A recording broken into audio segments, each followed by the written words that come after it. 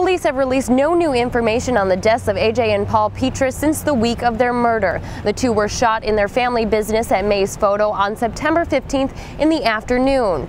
Now, I did talk with the police department today. They said that they have no new leads, no suspects in custody, and they're still under investigation. They're asking if anyone has any information about anything suspicious that happened on Saturday the 15th near the Main Street area to call the police. The time that it is taking to find the killer has members of the community getting discouraged. And 2.5 weeks is a really long time not to have heard anything. And people are already starting not to talk about it. And it's really frustrating because, you know, you want closure for the family. You want to find out what happened. Family and friends of AJ and Paul Petrus have started raising reward money for anyone who comes forward with information about the murders. So far, they have raised more than $7,000. In La Crosse, I'm Alyssa Fenske, WEAU 13 News. More than 100 students piled into this apartment right here, number 135 on 6th Street in La Crosse. Now, that was a bad combination as the second floor caved in and all the students, along with whatever else was in that room, came tumbling down. It was lucky that only 3 people were hospitalized. I did talk with one of those 3 today, AJ Chamberlain, and he told me what went on. I heard a bunch of guys swearing and a bunch of girls screaming. The floor just kind of started to drop. AJ Chamberlain was struck on the head by debris as he fell through the second floor of the apartment building. I have 6 staples in my forehead, covered by the hair. My head and my face were just instantly wet. My whole face just red, just covered in blood.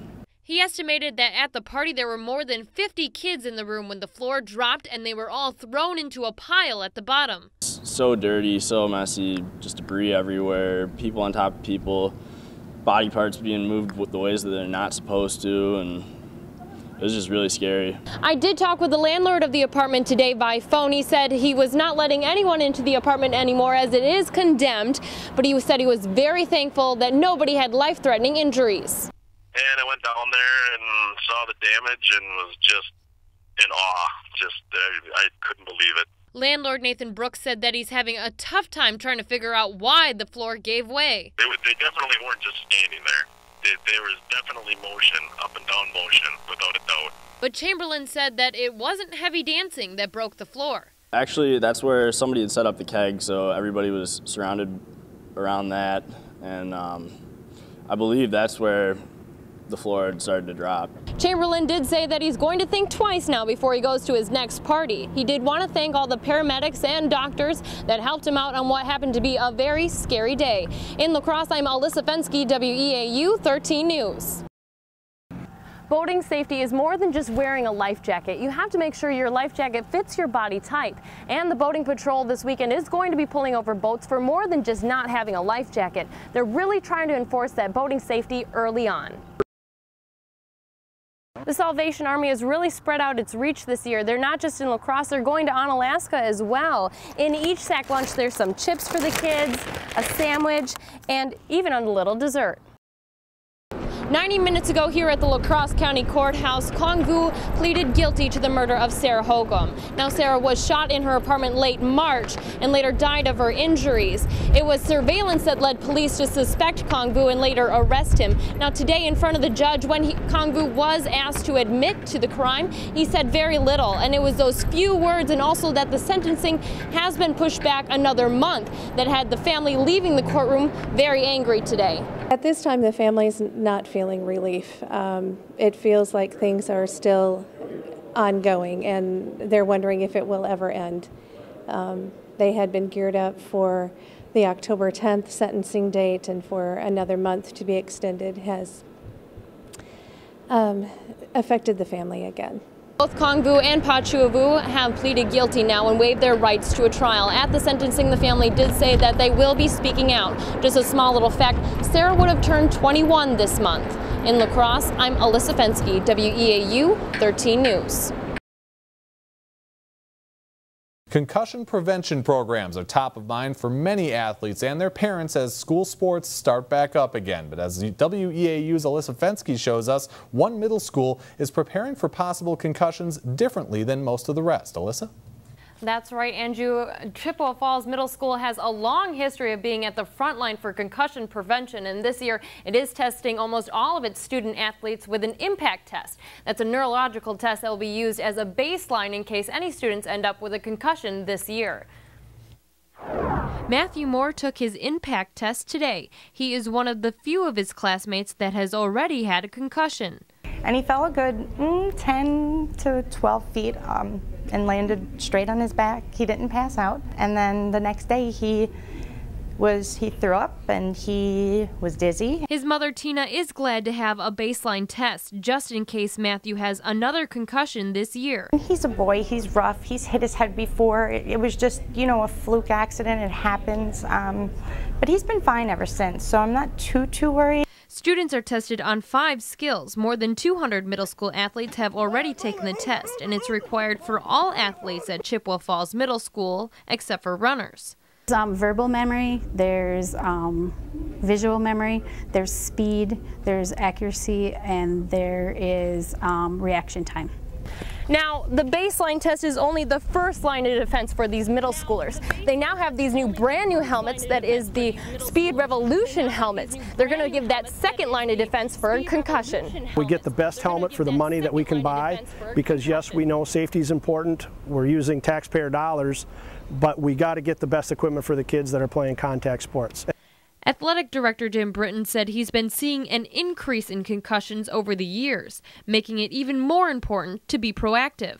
Kids are bigger, stronger, faster, so the faster kids are, the more violent the collision perhaps can be, and so obviously the concussion can be worse.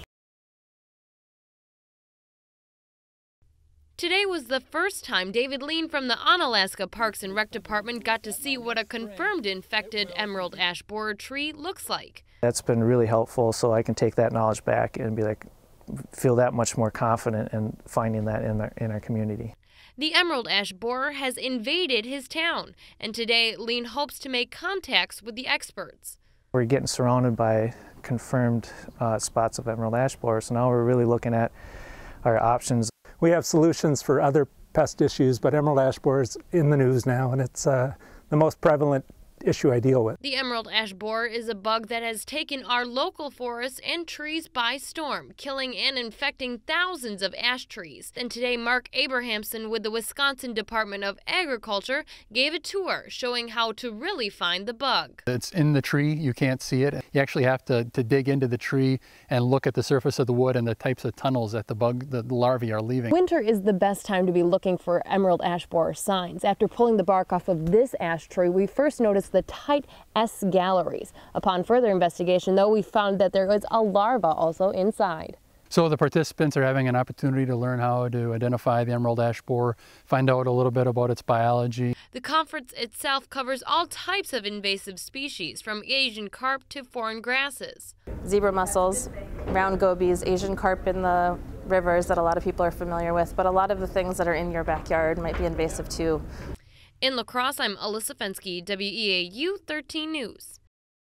Children are naturally curious, and if not locked away properly, medicine can easily be swallowed by little ones. We did have a scare. He took, I believe it was several of my husband's allergy pills at one time, and so we called the Poison Control Center. No deaths have been reported of children who have ingested nasal spray or eye drops, but they can become seriously ill. Things it can do is make a kid really, really sleepy, and some of the sicker kids have ended up in comas. So the signs you would see would be vomiting, nausea, vomiting, GI distress, and sleepiness. We do have the poison control number posted right inside the cupboard door. The drops and sprays that are being ingested by kids are not required to have resistant closures. That means that once they have their hands on it, there is no second line of defense. I mean, child safety packaging is a nice additional deterrent, but as a parent or as a pediatrician and parent, I certainly wouldn't recommend relying on that as a means for preventing ingestion. It's a certain ingredient in the products called imidazoline derivative that causes the kids to become sleepy. And the FDA came out saying if you contain a certain percentage of this ingredient, then you need to have child safety packaging. In La Crosse, I'm Alyssa Fenske, WEAU 13 News. Now for tonight's other big story, a WEAU exclusive. Sarah Hogan's roommate speaks out for the first time the same day as one of the men involved in Hogan's murder pleads guilty. 21-year-old Tape-Weau of La Crosse entered the plea to first-degree reckless homicide as party to a crime this morning. 3 other charges were dismissed. He's accused of driving the getaway car after police say 20-year-old Tape-Weau of La Crosse shot and killed Hogan in March. WEAU's Alyssa Fenske has exclusive reaction from Hogan's roommate after the hearing this morning in La Crosse. I never thought I'd ever have to deal with anything like this, and it still doesn't get better. Every day it gets worse. So I miss her, and I love her so much, and she was my best friend in the whole world. Vu's guilty plea means the case will not go to trial. There are pros and cons. On behalf of the family, they are grateful that there has been this kind of resolution at this date. It's hard not to look at them and think about all the horrible things that they've done and how a human being could do that to someone so beautiful. And this morning, Vu told the court that he had been on meth when he drove to Hogan's apartment with Tape-Weau. All I remember was stopping the vehicle. I didn't hear anything go on, and the windows were rolled up. All I remember seeing was him running back to the car and telling me to drive off as fast as I can. This is the back alleyway where Tape-Weau supposedly parked the car while Tape-Weau entered into this apartment building right here. Sarah Hogan was staying there when she was shot twice and then later died from her injuries. She was an amazing person. She definitely changed me. She changed everyone, and I'll never forget her. Tape-Weau is scheduled for sentencing in October. Tape-Weau is expected to go in front of a judge later this month. I think the sentencing is going to have a greater impact. In La Crosse, I'm Alyssa Fenske, WEAU 13 News. In La Crosse, I'm Alyssa Fenske, Fox News at 9.